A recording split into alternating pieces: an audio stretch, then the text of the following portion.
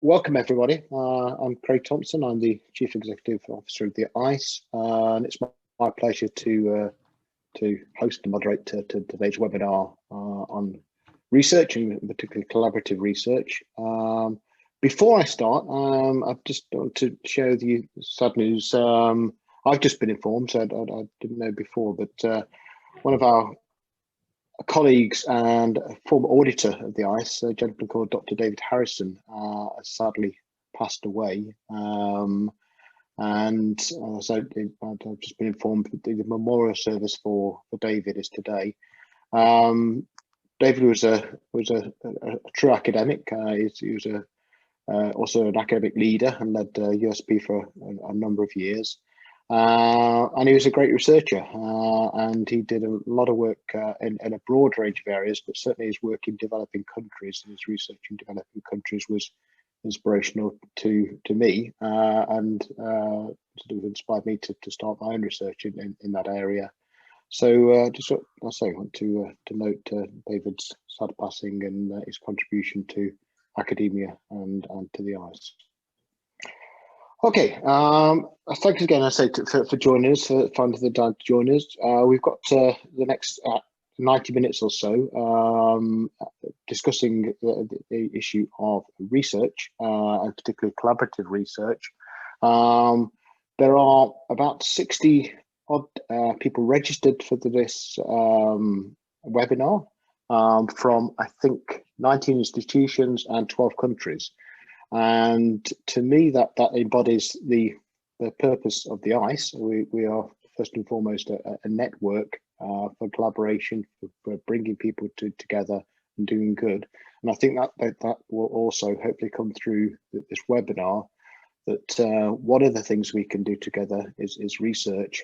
And in fact, one of the best things we can do today is to come together and do research, because that not only benefits us, but that benefits our students and the future of the whole domain. So I think this is a really important topic that we'll be discussing today, and hopefully a very enjoyable one for you all. I'm joined today by two auditors from the ICE assessment panel.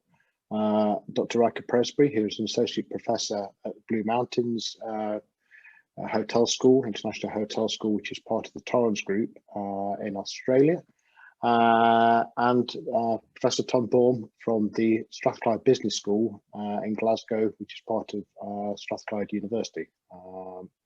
And that's if you can see Tom, that's the Strathclyde University behind him in the backdrop there. So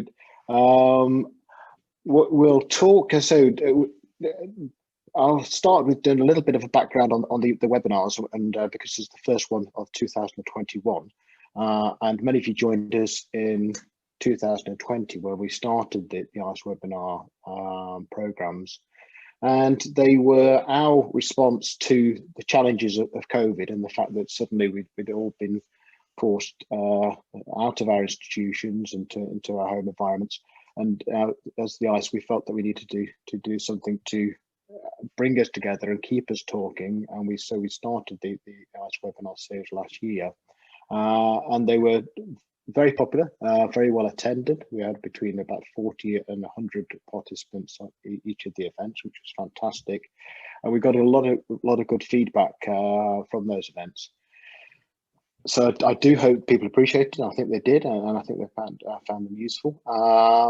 We've taken a wee break because we always have a very busy period at the start of the year presenting the International Student Barometer results to all of our institutions. So we take a break for that. And then, as I say, this is the new webinar series for 2021. Last year, we tended to take a format where we had a couple of panelists talking and presenting at length, and then provided some time for questions and interaction at the end.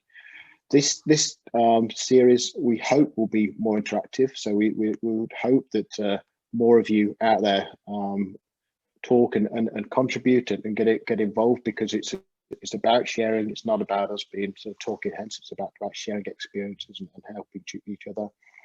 So as I say, I would really encourage people to either ask questions through the chat function, to raise your hand, or just let us know that you want to participate. And I said, I'd really encourage you to do that.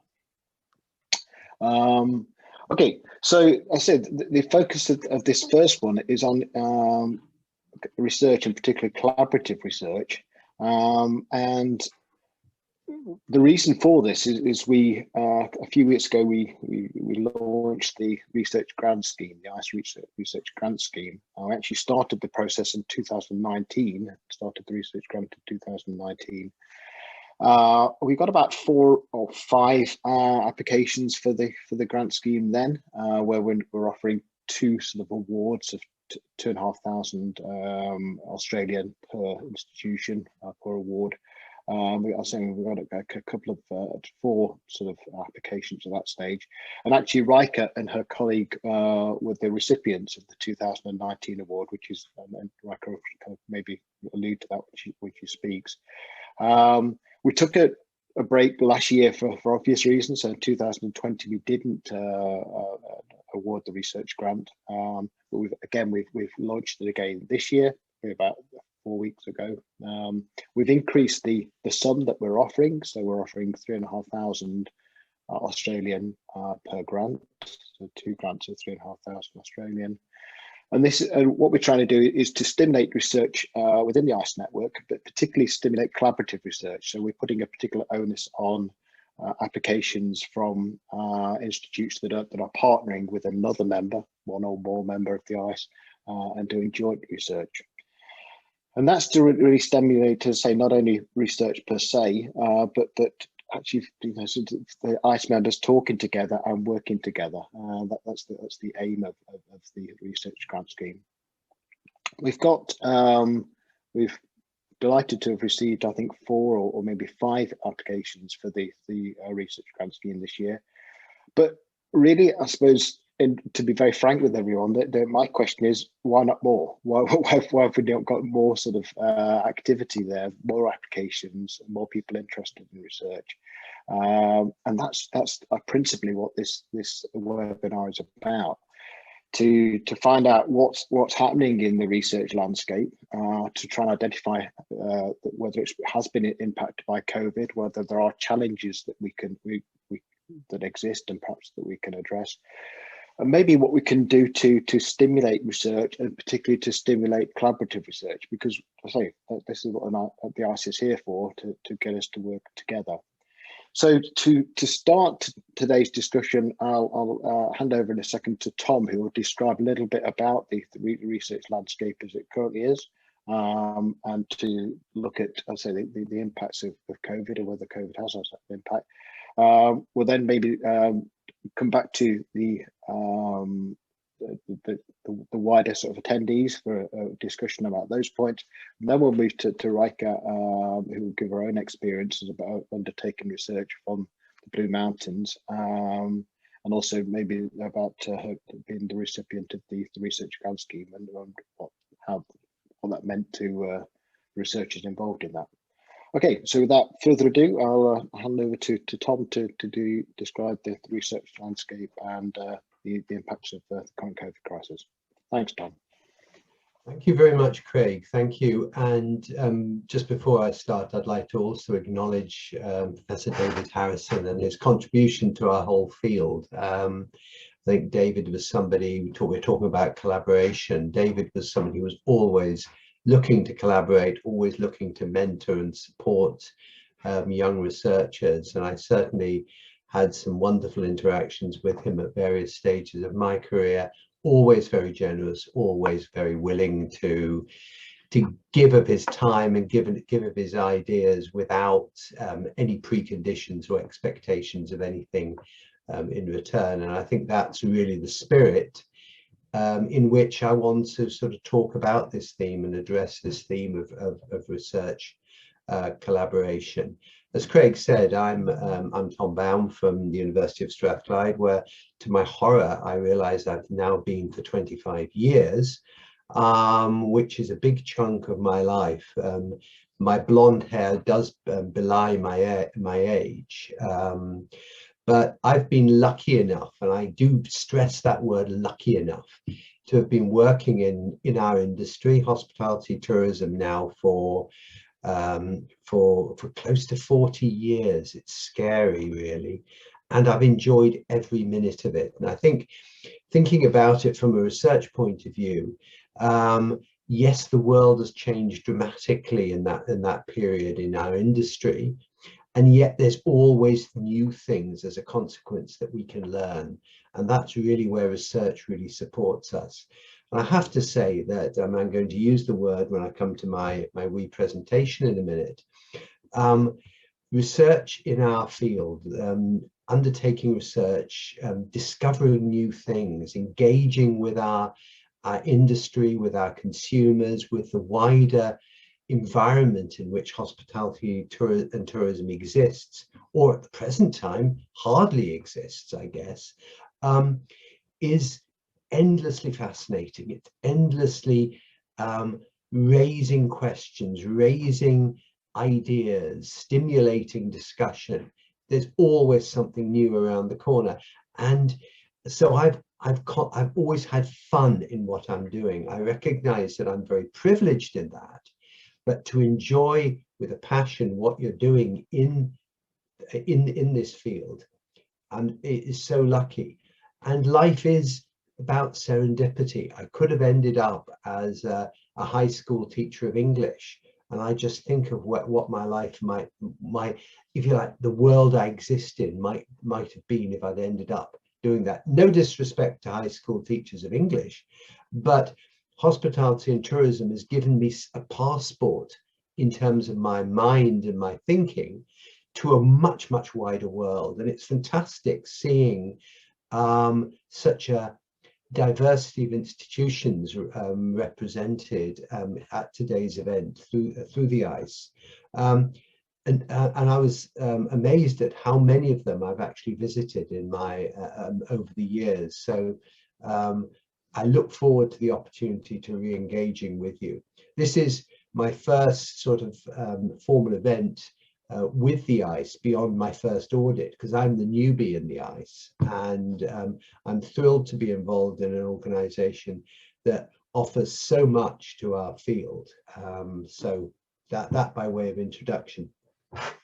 I'll share a few thoughts with you. This is not going to be a coherent, structured, organized, formal lecture in the conventional sense. It is very much a sharing of ideas, a sharing of thoughts about research collaboration, because I mean that is a huge topic, and I just want to reflect, based largely on my own experience and my engagement in this field, on collaboration. And collaboration for me is the lifeblood of what we do. When I was doing up my annual review for my bosses here in the university, I realized that in the past year I've had the pleasure and privilege of working with something like 27 or 28 individuals in institutions other than my own, for research and for other broadly scholarly activity. And that is really what makes it all worthwhile. It is this form of engagement. I have to say that my technological skills are somewhat limited, and therefore the flow of what I do as I move from slide to slide is limited. So please accept this form of presentation. So research collaboration in hospitality and tourism is for me all about professional and developmental fun. You should enjoy it. It should not be something that sits on your shoulders with pain and weight, etc. And when I was thinking about this, I was minded of a television series that my son, who's now incidentally 27, was passionate about in his younger days, Barney. And I don't know if Barney kicks around anymore, but Barney's mantra really was sharing is caring. And I think in a sense that is very true. Sort of collaboration shows an interest and a view of our world in hospitality and tourism beyond our own desk, beyond our own classroom, which I think is very important, because the benefits, the win-win benefits of sharing, of collaboration, outweigh any sort of hassles and difficulties that may accrue from that. And so I'm a passionate believer in extending what we do to work with others. And of course, as Craig said in the introduction, the framework of the ICE provides a supportive but also a friendly environment in which to start that process. It gives common grounding. We both work in ICE member institutions. We've got a common framework. We've got common standards which we all meet, and that I think is a huge benefit, a valuable starting point. I would argue that research is what most of us do every day. You may not be aware of it, you may not think about it as research, and I think that's the challenge. And as I say at the bottom of this slide, maybe talking about scholarly activity, professional scholarly activity, is a better phrase, because research can be quite daunting and it can be quite challenging. And I suppose one of the things that we've seen over the past year is the sort of research that our colleagues in some of the biomedical sciences do, and the impact that has. And then we think about what we're doing, we think, well, actually, I shouldn't call it research. They're doing what's really important. Well, not really, because I think if we think about the research community across all colleges, universities around the world, we're all contributing ultimately to make the world a better place. And whether that's through developing vaccines or whether that's through understanding the relationship between people, communities, cities, and mobility, and people who travel, and what they're looking for, and how those are changing over time. I think we're all contributing towards a common good. So we should not feel inhibited by the fact that other people are getting much higher profile for what they're doing. So what we do every day, we update our teaching. Hopefully we do. I certainly remember the old days in my university life where we didn't have PowerPoint or anything fancy like that. Our lecturers had overhead projector slides, and there were reputedly some who hadn't changed those in 30 years. But most of us live in a dynamic teaching environment. We update our slides, we bring in new material, we get ideas about what's happening around us. For many of us teaching now at the moment, to actually teach exactly the same thing as we would have taught before the pandemic in the area of hospitality and tourism would be meaningless. So of course we update, and to do that we undertake research. We inform ourselves of new industry trends and developments. We adapt to different technologies for delivery and assessment. And again, many of us have gone through that process with quite a shock, with some challenges to adaptation over the last year. We learn how others approach similar and different problems and challenges. And again, one of the benefits of the new normal are these webinars, are the opportunity to drop in on events which crop up on our media feeds on almost a daily basis. Join our free webinar in the US, in China, in Australia, wherever it is. We can peek into other people's work and other people's lives so much more easily than was possible in the past. We don't actually have to read their papers. It's actually much easier to listen to somebody in a webinar than to read their academic papers. Of course, research is also to do with supporting our personal and professional development. And I'm sure some of you are undertaking master's or doctoral research at the moment. And in a sense, the relationship between collaboration and that sort of research becomes somewhat more difficult, although I would argue that you should be looking to expand your networks in the field you're researching for your PhD, for example, with an eye to the future, because a PhD hopefully won't go on forever, although in some cases it can be quite a long journey. And just generally as a professional, pursuing your interests and your passions. And as I say, don't get over sort of, don't get inhibited by this word research. Think of it as part of your normal professional lives and normal professional activities.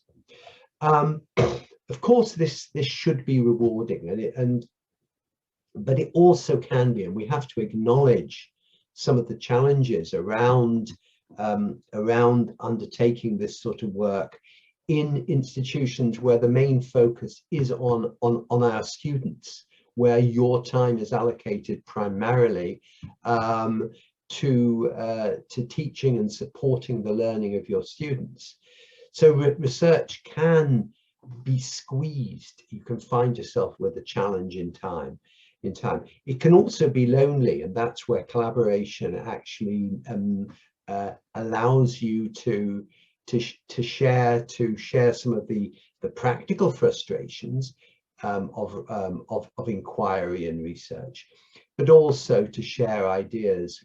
If you are the only person in your team who has a particular interest or has a particular area of passion, it can be frustrating, and it certainly needs a very, very thick skin, especially when you start venturing into a public forum with your ideas and your research. When you try to publish, you will get kicked many times, and the system has a capacity to kick you when you're down as well as when you're more robust. You have to learn to take that. We all get that. We all get rejections. We all get really frustrated with what's going on around us, and we just have to learn to live with that. At times it can be unrecognized, maybe by your institution, maybe by your peers and your colleagues in your own department. You're really excited because you've had a hit, you've had a win, and they look at you blankly and say, yeah, but I'm teaching in 5 minutes. And they don't share your passion. Hopefully not. And the reality is that the nature of what we do, we often have to do in the evenings and weekends, and this can be a tension with our other lives, our families, our other interests, etc. But that unfortunately is the way to do it. And in a sense, we're in a bit of a catch-22 here, in that if we don't invest that time, our career and development options will be limited. So it's a difficult decision. But the reality is we live in very interesting times from a hospitality and tourism research point of view. And the reality is that much has changed, I would say, in the world we live in. There are some fundamentals which have not changed, and there's areas where perhaps the jury is out, where we really don't know whether the change will be permanent or whether it is cosmetic. And in a sense, that is a characteristic of change in general. We never know whether what we're experiencing now, whether it's a fashion or a trend, or whether it's a more deep-seated and fundamental change.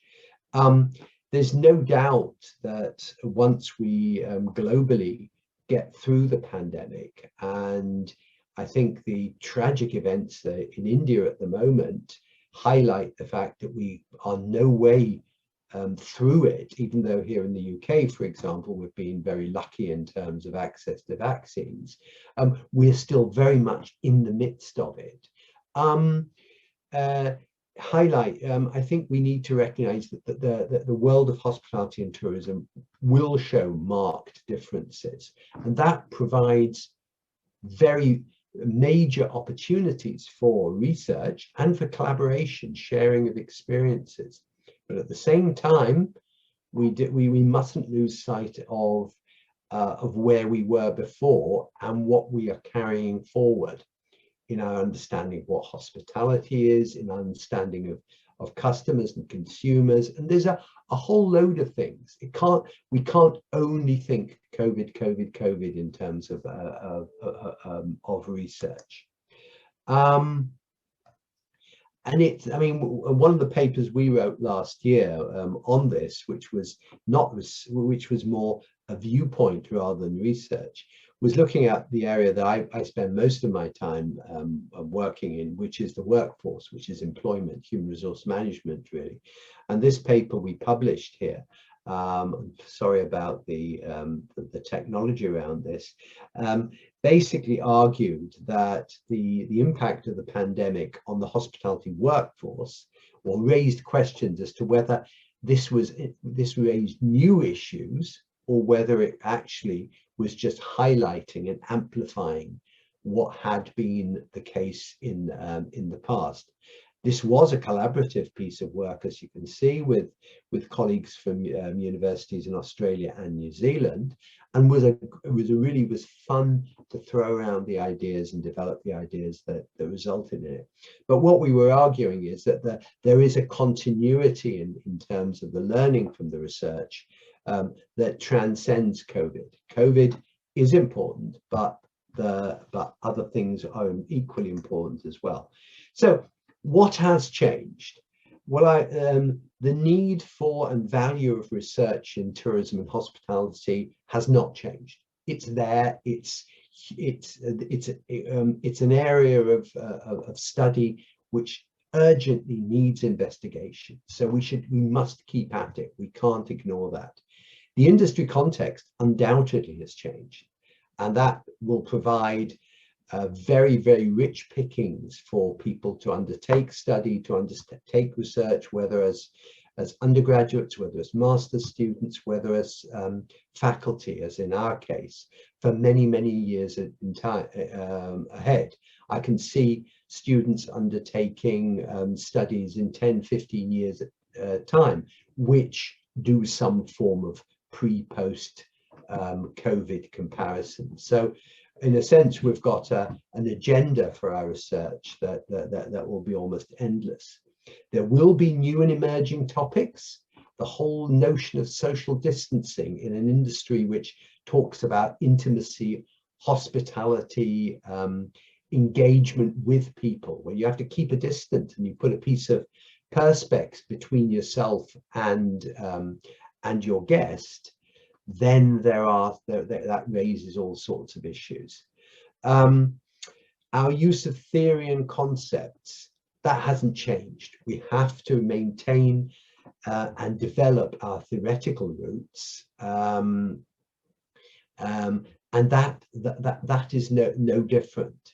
A post-COVID piece of research cannot just go back to being highly descriptive. It has to recognize its conceptual underpinnings. What's going to happen in terms of the methods that we use, we don't know. I mean, at the moment, we are constrained in many countries in the methods we can use for our research. And that's forcing us to think about different ways of gathering information. And I think we need to be much more creative in our research methodologies, use of research methodologies, than perhaps we have done in the past. At the moment, I think we're only finding our way in this respect. I've just marked a whole batch of our final year honours dissertations, these 15,000 word pieces that our students produced. And I was disappointed in their rather lazy use of Zoom interviews, a small number of Zoom interviews as the way to collect information. There are much more interesting and much more challenging ways methodologically that we can develop. And I think we need to think about new ways of generating information. For me, one of the most interesting changes, or most interesting aspects of what we're doing, is our increased focus on interdisciplinarity. And this is something which I think our industry focuses. Our industry offers opportunities to link across academic disciplines, across fields, in a way that, and in a way that, in a sense, COVID has accentuated. I'm lucky enough to work with people right across the academic spectrum, whether they're lawyers, whether I'm working with some marine architects, would you believe it, in terms of hospitality and tourism research. I'm working with engineers, with historians, and that's what makes this exciting. And I think we need to, when we think about collaboration, we shouldn't just think about somebody who teaches exactly the same subject as us in another institution. We should think right across across our own institutions to other departments, other areas of work. And if particularly if we're lucky enough to work in a multidisciplinary institution, and we should also think about those contacts in other locations. It's not just somebody working in a hospitality and tourism school that you should be interested in talking to. It's a much broader field. And I think what COVID has done is facilitated and has given us opportunities to work with others in a way that perhaps wasn't the case before. We're all much more comfortable with this sort of technology. It's much more natural to hold a meeting with somebody on the other side of the planet in the way that we might previously have talked to somebody in our own corridor at work than it was in the past. Grab those opportunities, grab the technology that's now available to you, whether it's Zoom, Teams, or whatever else, and look to enjoy the benefits from it. So research alone, are we dancing alone? Are we dancing in pairs? Are we dancing as part of a team? And I would argue that, in a sense, the pairs can be great. Alone is lonely and looks a bit bizarre, doesn't it, to be honest, in that picture. But if you can build teams, if you can work with 2, 3, 4 other people. I mean, I've got an ongoing project. Just a project we've just completed, where there were 11 of us on the actual paper that's been published, and that was fantastic fun. Our conversations, our meetings on Zoom or Teams were really engaging and energizing. And I think Alain de Botton's comment here, I like working with people. I believe change can only come through collaboration, are wise words. They're really relevant in this context. Collaboration broadens our mind. It makes us better at the job we do every day. So, working with others and sharing with others. So what's that involve? It's finding folk with similar interests to me, but not only exactly similar interests, it's finding common ground across, as I said earlier, the disciplinary spectrum. It's finding common ground with people who are, for example, interested. If you're interested in hospitality, hospitality doesn't exist in isolation. People don't go to restaurants without a wider life. So understanding how they get there, talk to transport specialists, understanding where they live. Are the hospitality venues in their communities? Do they have to travel to the city centre? There's a huge amount that we can do in trying to understand wider society through our understanding of hospitality and tourism.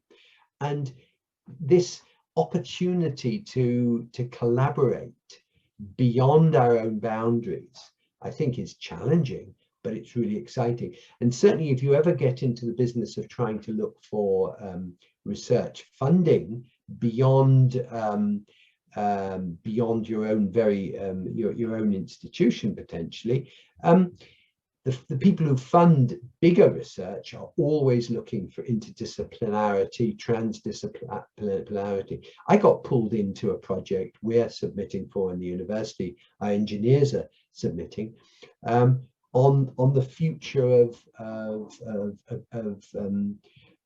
us as people with space. So it's rather, so what will the role of people and what will the role of societies be in terms of space exploration, space travel? So you ask, where do I as a tourism and hospitality researcher fit into that? Well, I'm interested in the people who travel and their working conditions. So if you're a flight attendant on the next shuttle to Mars, what are your working conditions going to be like? What are your rights going to be in terms of that? So I've got involved in that discussion, and it's been fantastic. It's been fantastic working with engineers and understanding how my vision may be limited by where I am, but their vision is also limited. Who else is working in my area of interest? And you can find that out. And don't only focus on what you might see as the big names. Don't feel, I wanted to spell a myth here, this idea, because I get these approaches, that if you bring somebody in on your project who is in theory well known, it'll enhance your chances of getting the work published, for example. Dispel that one.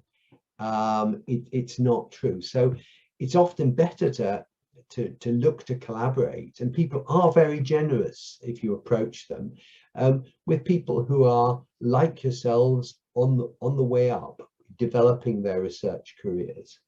Do they work with others? In other words, do they have a track record of collaboration? That's always useful. Look at what they've published. Look at their conference presentations. Are they always loners? Are they working with others? Join teaching, learning, research networks in the field. Participate in the conversations. Join in Trinet and other forms of communication. Get to know people. Share your ideas, and you'll be amazed how many people will actually reciprocate and come back to you. Ask questions and meet people at webinars. It's your opportunity to throw in questions, to raise questions. And I was just talking to somebody yesterday who attended a webinar and followed that up with asking further questions of the presenter, with the result that he's now got a fantastic project based in that person's organization, which if he hadn't done that, he wouldn't have done. Getting in touch, sharing, commentating, meeting, put yourself about, have the confidence in your ideas to share them with others, and be clear what you can bring to any party and be willing to talk about it. And certainly the ICE network there will play a huge contributing role. So I've probably talked more than Craig wanted me to, so I'm going to shut up now, and just to say thanks for joining, and I'll be very welcoming. I'll be very happy to pick up any questions, any thoughts you may have on my observations this morning. Oh, that's great, Tom. Thank you so much. If you needed encouragement to an explanation as to why we should undertake research per se, I think Tom provided that in bucket loads, and even more so the explanation and justification of why we should work together. I'd got points that Tom more than amply covered in terms of why we should do collaborative research. But I think just going back to that original point, is it just fun? I mean, there's precious little sometimes in the academic world to get excited and jump up and down about, that research and collaborative research is one of those things. So I would encourage people to take this approach. And someone that has, and this is a nice segue into Riker, someone that has done collaborative research and benefited from the ICE network on a number of occasions is our next panelist, Riker. So maybe, Riker, you could just talk a little bit about how you've undertaken research being at Blue Mountains, which is well known, but in some ways a little bit remote sort of hotel school, literally in the mountain range in Australia. But you managed to undertake research of a global nature. So, Riker, do you want to take it from there? Just need to come off mute. Yeah, there we go. Thank you, Craig, and thanks, Jane, for inviting me. And thank you for Tom's presentation. It's been very illuminating. I guess from our perspective, I've been with the Blue Mountains for 12 years. And I have been on the assessment panel for the ICE, I think, in as many years. So it's been a great journey, and I suppose from our perspective, it's been we as a small school have not got a lot of full-time staff, and we are heavily focused on teaching. I do have a bit of a presentation which Elise has, I hope, and she's hopefully going to share that with everyone now.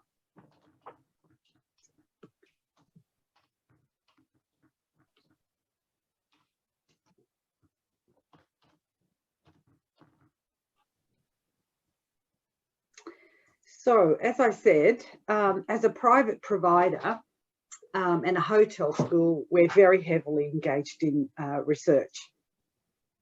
We teach across 4 terms of every year, and that is our first challenge, really making a dedicated time to actually undertake any kind of research activity.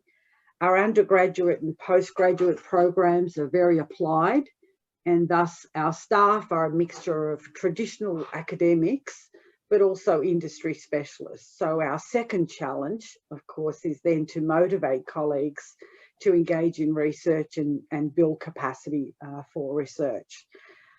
We have, as a tourism, hospitality and event grouping within a very large university, Torrens University, obviously we are encouraged to and supported to engage in research and publication, as Tom alluded. However, compared to our business and our health faculty, we're very small, but we have had some success. So we have a very small team that we began with. So I just give you a little bit of a context of who we are and what we do, and then I'll move on to some specific examples. So there's a group of young and some older colleagues that are interested in research and scholarship, and we call it scholarship, Tom, because that's really what we're a lot of the time we're undertaking. And we have built that group into a larger group by accepting a series of PhD and basically HDR candidates that have helped us to develop our research agendas and so on. We have got some very broad research topics that have meaning to our industry and to the programs that we offer. And that's kind of very important to us, because this also then, as Tom said earlier, informs our teaching. And through our industry board, we have developed a series of broader topics through the alumni network and our industry advisory board. And we're slowly building some really interesting themes that we can build on and that we feel that we have capacity in. So as I said, we're a small group with varied levels of research capacity. So we look for experienced research within Torrens and our research centres, but this has limitations, and it's totally contradictory to what Tom said. But our university, in our view, I guess, doesn't have that discipline understanding that we're engaged in. And whilst we're really excited to be working with researchers from business and health and other faculties that we have, we kind of struggle to talk our own talk, you know, tourism events and hospitality. So this is really where the ICE has become very crucial for us. So now I just want to share with you some of the examples of how we collaborate. The first collaboration example that I'd like to share with you is our PhD supervision. So as you can see on this screen, there are a number of people, as Tom said, we're Zooming more and more on everything. And we collaborate with a great team of people for our PhD students. So through the ICE and my participation in the assessment panel, I've had a great pleasure to visit a number of hotel schools around the world. I have met some really excellent researchers. And when I visited the Netherlands, I met Professor Frans Melissen from Breda University of Applied Sciences, and he was one of those great researchers in my view. We had already been using the prescribed textbook called Hospitality Experience, which is authored by Frans and his colleagues for some time. And when I met Frans, I just knew he was going to be the right person to approach to collaborate in the supervision of one of my very keen and very talented young PhD students, Anita Manfreda, who is exploring luxury accommodation, authenticity, and guest experience. As you'll see there, there's Scott Richardson, who a lot of people know, and obviously we knew him quite well from the Emirates, and now with our heli partners for some time. And it made sense for us to really form a team together with a hotel general manager as a Blue Mountains alumni, Justin King. And it's been a really rewarding experience and collaboration for us. I think that together we have given Anita a really strong foundation to build her own capacity and to become a very, very good researcher. And that has been really through our collaboration with the ICE and knowing our friends within the ICE.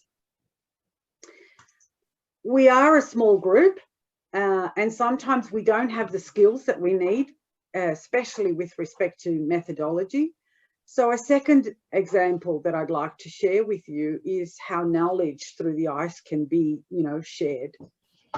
At a previous IPOE organised by the ICE in Melbourne, Australia, I met Effie. Effie is just down at the bottom middle photo there, from William Angliss, and she's been really instrumental in sharing her knowledge and her PhD journey, and introducing me to a number of other methodology specialists like Catherine Coe.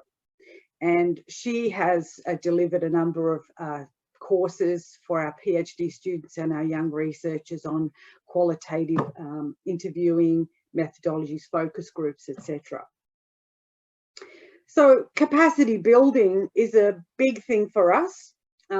It's very important to our small team.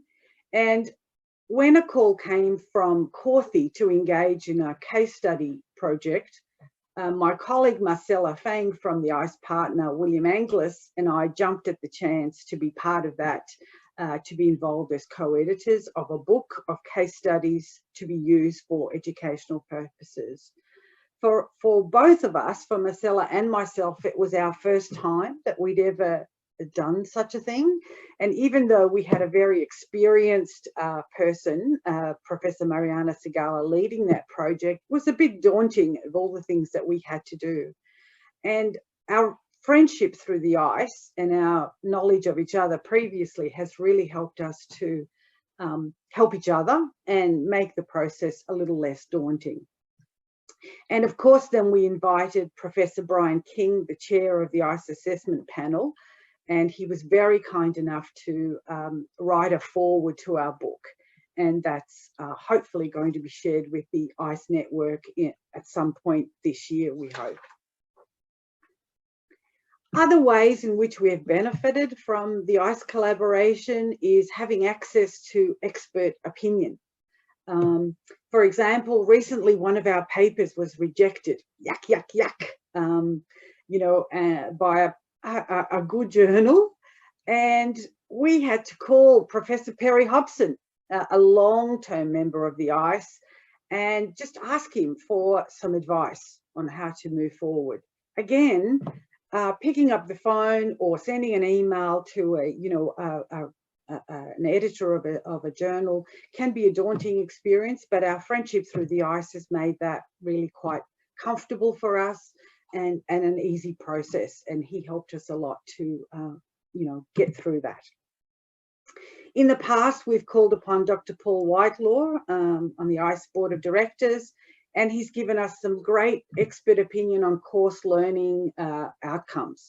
And I often call Paul and ask him questions when I'm not sure about something, and he always picks up, and I'm very grateful. And recently we called upon our ICE partner, Dr. Ivan Ninov, Executive Dean of Stendon University of Applied Sciences in Qatar, and he was an external advisor for our comprehensive course review for our Master of International Hotel Management. All of the people that I've talked about have come through to us from our ICE collaborations. Then 2 years ago, as Craig mentioned, my colleague and I, Dr. Madeline Sherry, and I applied for the ICE Research Grant Scheme. And Craig mentioned the scheme is again being put forward this year. And through this project that we were funded $3,500, and we have developed a workshop booklet and slides and materials and case studies to deliver a verbal communication workshop for our students. And we're currently piloting that with our own students and doing a proper evaluation of the workshop. And we invite any ICE member, if they would like, to also try to pilot this with our own students, as most of us will, I think, attest to. Our students often lack that really important skill of verbal communication, and that's so important in tourism, hospitality and events. We continue our journey into a number of scholarship and research projects, and we face new challenges each year. The current challenge is how to deliver meaningful experiences to our students online. To this end, our little group has embarked on a research project to explore teaching experiences of hospitality educators. And our team extends a very warm invitation to any of our ICE partners to participate in that. You can contact Anita Manfreda at torrens.edu.au, or you can use the very sophisticated young QR code to participate in that. So I guess what I wanted to share with you is a long experience with the ICE, a very fruitful experience of collaboration and assistance from a lot of different people to help us as a small group of people who are interested in research and scholarship in tourism, hospitality and events. Thanks, Craig. Thanks, Raquel. That's excellent. Your screen's still being shared, so I think just, yeah, we go. Yep. That's great. That really gave these sort of your own experience of how you developed research from the Blue Mountains, but also emphasised again the values of collaboration. Got a question come in which I'm going to turn to in a second from Brian. I'm just going to put it to both Raquel and to Tom. But before I do that, I'd like to pose a question to all the attendees. You've listened now to the two presentations about research and why we should conduct research, and particularly collaborative research. You're all part of the ICE network. what I'd like to hear from you, and I'd encourage you all to engage, is what can we do? What more can the ICE do to assist you with this process? So what can we do to assist you to research in general, but particularly to assist you to research collaboratively across the ICE network?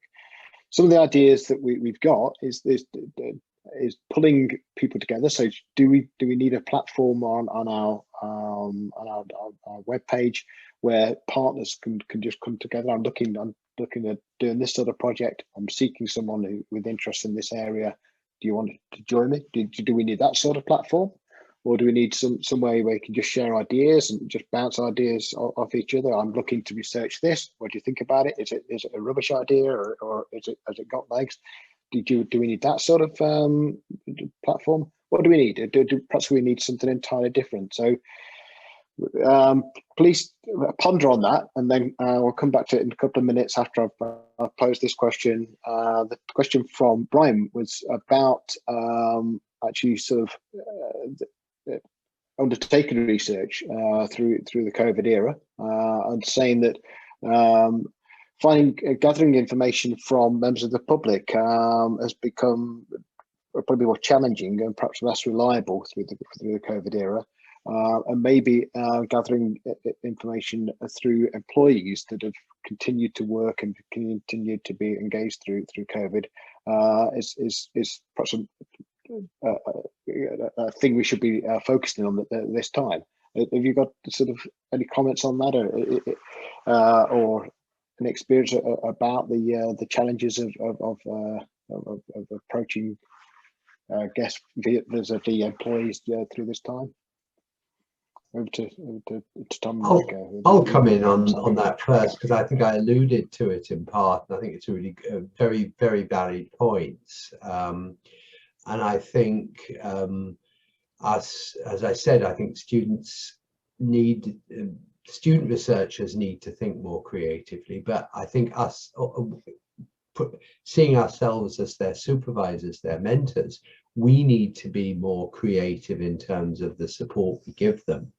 I think we need to be willing to allow students to experiment more in terms of the methodologies, the approaches they use.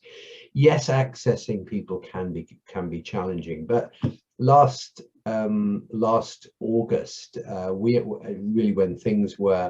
when our industry here in Scotland was very, very fragile, very dodgy, we undertook a study of the experiences of employees in the hospitality industry in Scotland in relation to their workplace and the impact of the pandemic. And yes, the approach we adopted was using social media channels to access the workforce, using trade unions and other bodies as a way of accessing them. And we recognize the limitations that imposes, but we got close to 400 full responses to that particular online survey, and that worked well. We're also doing another study at the moment in the city of Edinburgh, which is very well known for its events, its festivals. And we're interested in the views of community groups in the city as to the effective closure of the events industry. And what we have asked them to do is to produce short video dramatizations, almost theatrical type of representations of a world without festivals, without events, and how that's impacted on them. And these are 3 to 5 minutes pieces which they will produce for us, and we will then use as the basis for our analysis. There are ways of getting around the sort of problems Brian is talking about. At the same time, we need to recognize that the industry is in many countries is incredibly fragile, and their main focus is on very basic recovery mechanisms. So pestering them, going to them in more conventional ways may be counterproductive. So I think, as I say, we need to be creative. things will change.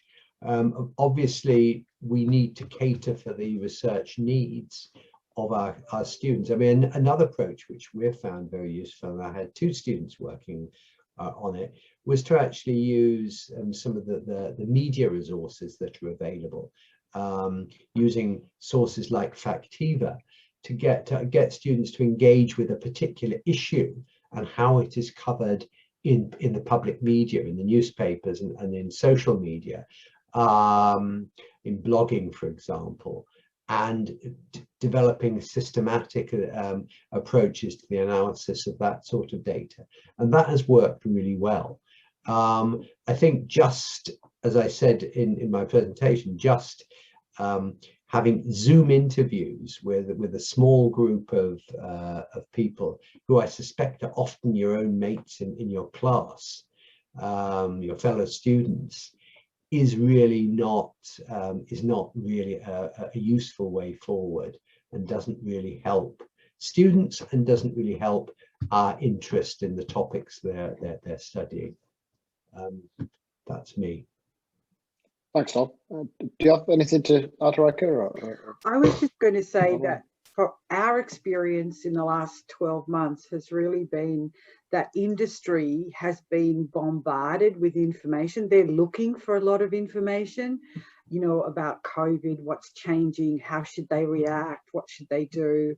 And they've actually come and said, have you got any ways that we can just like kind of filter all of this information that we've got and make some sense of it? And I think that's been quite interesting. So I think industry is looking for answers and some assistance, but perhaps they don't have the research tools to kind of go out there and find it out for themselves. So it would be helpful if there are researchers out there who can scan the environment and collect all this information and put it into a, you know, a simpler format.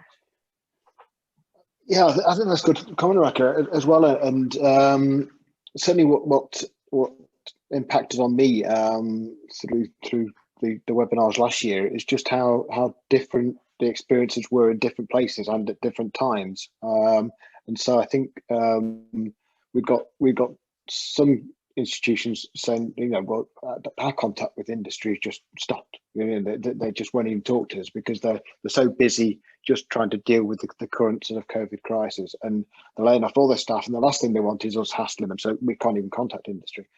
And interestingly, we got other partners, and Olivia's joined us from Dubai College of Tourism, and I know they got greater access with their industry partners because actually they were less busy. They were still busy, but they were less busy, and they were more willing to engage. And they're saying, yeah, absolutely, we've got a little bit of time. We'll engage with you. And they did some fantastic things with their industry partners. And it struck me again that if you've got kind of one place with no access at all, another place with increased access, well, again, if you collaborate, the benefits are going to be shared. You know.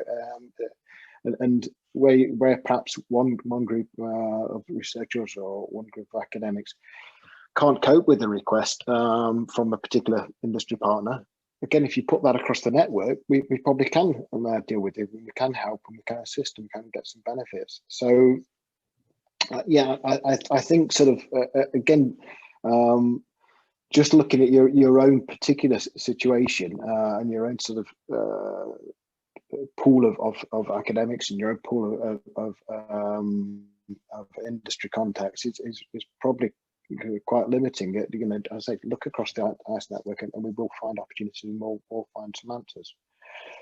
Okay, I posed a question prior to addressing Brian's question there, and that was what can the ICE do to support you, our members at in collaborative research. I put a note in the chat box there saying share some ideas. So it's time to share some ideas. What would you like us to do to support you in this venture, in research in general, but also to assist you in collaboration? Because as we say, that it's the fun part of the job. It's the exciting part of the job. So what can we do? Is there anybody willing to put the hand up and talk to us? I'm looking for hands. I'm looking for volunteers. I think Nola has put a question in the chat. If not descriptive method, what other methods can you suggest given the limitation we have during this pandemic? And that's a good question. If we can't access new and current information from directly from respondents, what can we do?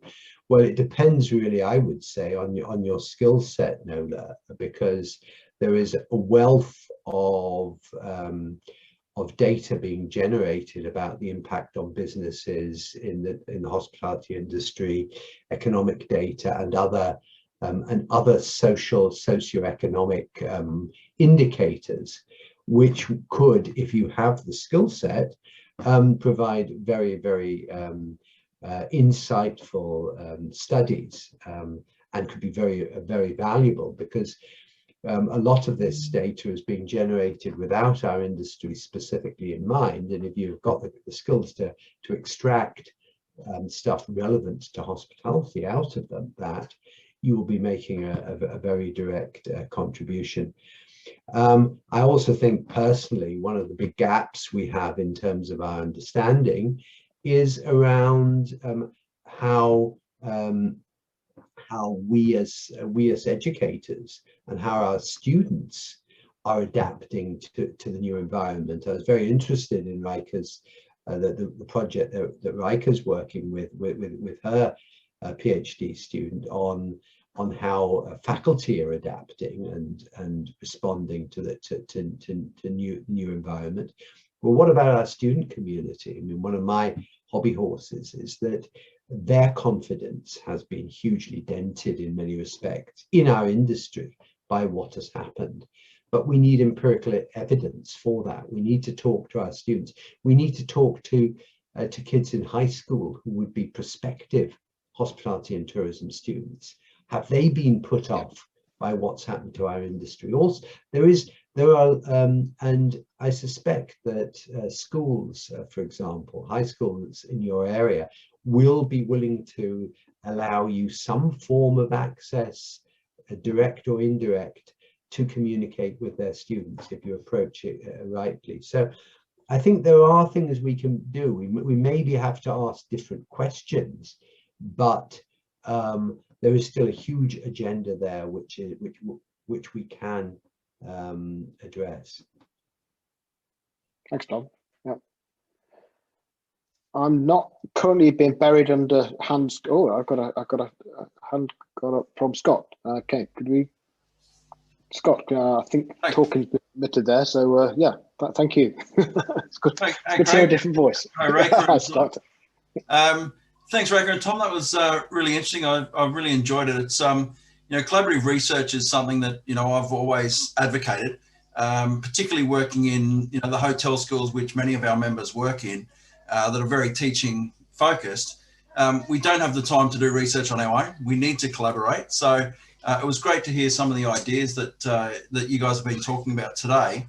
Craig, I think as far as what the ICE can do, I think having some sort of discussion board on the ICE website would be a fantastic idea. When I talk to particularly a lot of younger researchers and PhD students, and even some of our partners that maybe come from institutions where English is not necessarily their first language, they can be a little bit scared, timid about approaching more senior academics. So having a way where they can put some ideas there, or even the senior academics who are looking for people to work with them can drop their ideas there, and we can start to communicate in that way, I think would be a fantastic idea, because as I said, a lot of the younger guys that I speak to, they don't really know where to start. And even if they can go to a conference, which we haven't been able to do for 18 months or so, they quite often feel that they can't go and speak to professors or senior researchers in the field, because they don't feel that they've either their English is good enough, or that they're at a high enough level themselves. So anything that the ICE can do to help facilitate that, I think will be a fantastic idea. Thanks, Scott. Well, I mean, genuinely, if we will try that, we'll put a discussion board. We'll get a discussion board together. I'm not sure how long these sort of things take to take to do, because I'm more technically challenged than the other panelists. So we'll have a look at that. Unfortunately, we've got Elise and Jane can advise me on this, but we'll look at putting a discussion board together to air ideas and to get feedback on ideas. Maybe we'll include in that the ability to find partners. So if you're specifically looking for a partner for research, because Tom sort of yesterday when we were discussing this had an idea of maybe there's a possibility in time of having some sort of speed dating facility to link potential sort of research partners together. At the moment, that would be eerily silent, given the response to date, Tom. We have to get to a stage where we can get enough people onto this board and interacting with it, and then I think we'll move to sort of like having some sort of dating or connecting function through the website. But yeah, we'll certainly do that. What I would say to the people listening in is, when we do that, obviously we're relying on yourselves to use it and get on there and put your ideas on there. So please sort of once that's out there, to help us to get this up and running and help us to get this working. Okay, and I've got another comment from Paul just come in. Seems that the most successful collaborations are those that have been driven by collegiate and engaging leader. I think the ice is full of those, Paul, isn't it? We're all, aren't we all that? Yeah, but you're right, and I think maybe we can use this this platform, just to say, look. Like I say, I'm considering undertaking this sort of research, or I've been approached by this industry partner to undertake this research. I'm looking for people to join me in this project. There's some dash and get them to build a team. Yeah, okay. Well,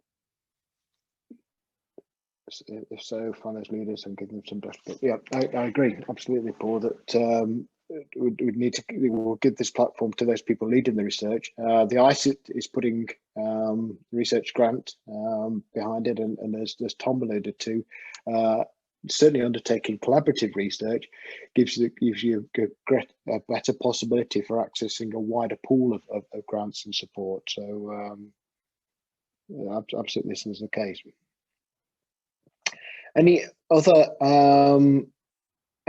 comments, any other suggestions? Kim is on the line there, Craig. Kim Williams. Who's that, sorry? Kim Williams, I think, is on the line. Yes, I am. Oh, yeah. Hi, Kim. All right. Hi. That's all right. Great discussion today. One of the things I really would like the ICE to actually promote is the reward and recognition programs within institutes. Unfortunately, many of the institutes that I've been at don't seem to value collaborative. The weighting that you get for the reward and recognition of the work that you've done is reduced once you start to collaborate. Tom, with 11 people, the reward and recognition I get out of 11 people would be like very little at all. So I think the push for the institutes or the management to actually recognise it and to promote it, rather than discouraging people into doing isolated and solo projects, because they're going to get more reward and recognition and possible institute funding. So I wondered about your thoughts on that. Tom, do you have any thoughts on that? Because I think that's a really good point. That are you in fact diluting the benefits by collaborating? Yeah, I think. Yeah, you may in the short term see the benefits as accruing to be more individualistic, but I think overall in the long term, if you take a longer term view of this, building up the network, sharing, collaborating. Okay, you may only be 11th on the list, and that may be questioned by your institution. But think of all the, I mean, it's a bit like the R number with the spread of COVID. The more people you come into contact with, the more the potential for future future activity is there. If you keep ploughing your own soul furrow, yeah, that is fine, and you may get some a couple of really good hits.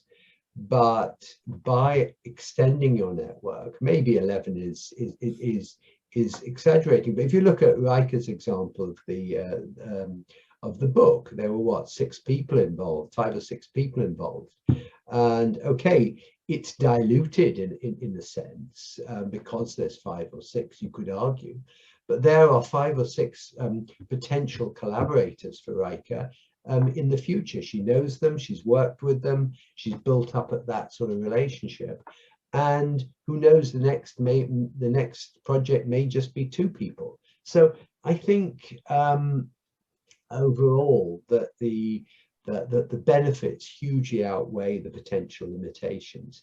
I mean, I think if you have come through the master's PhD route yourself, you've demonstrated your capacity for individual independent research, because that's what you have done, and therefore the opportunity to spread those wings, and maybe initially with your supervisors, then beyond that, is really good.